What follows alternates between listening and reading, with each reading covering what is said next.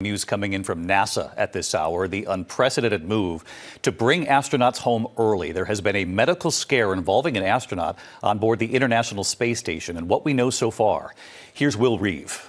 For the first time in U.S. spaceflight history, a crew aboard the International Space Station is heading home early, not because of an emergency, but because of a medical unknown. NASA has decided to end Crew 11's mission weeks ahead of schedule after one astronaut developed a health issue in orbit. The crew is stable. The station is safe. Yet the decision marks a quiet turning point in how human spaceflight handles risk.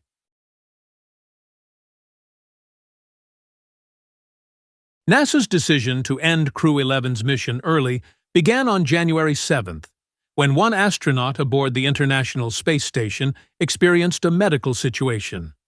Agency officials confirmed the crew member was stable and not affected by any operational activity, including spacewalk. Crew 11's early return represents a milestone in U.S. human spaceflight history. According to NASA, this is the first time an American long-duration mission has been deliberately shortened due to a medical issue.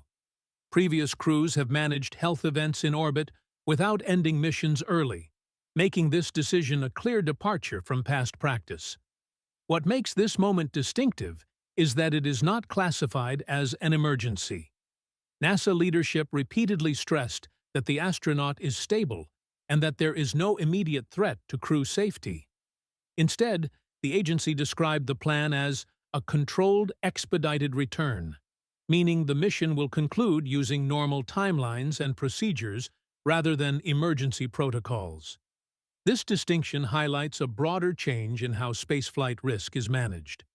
Earlier programs often prioritized mission completion unless a situation became critical. Today, decision-makers place greater emphasis on reducing uncertainty before it escalates. Medical risk is treated with the same seriousness as technical or structural risk. Modern spacecraft design supports this shift. Vehicles like Crew Dragon allow greater flexibility in scheduling returns, making early departures a viable option rather than a last resort. NASA officials have framed this as progress, not regression. The move also reflects preparation for future missions beyond low Earth orbit. As agencies plan for longer lunar stays and eventual Mars missions, understanding when to intervene and when to return becomes essential. Crew 11 provides a real-world example of how those principles are applied in practice.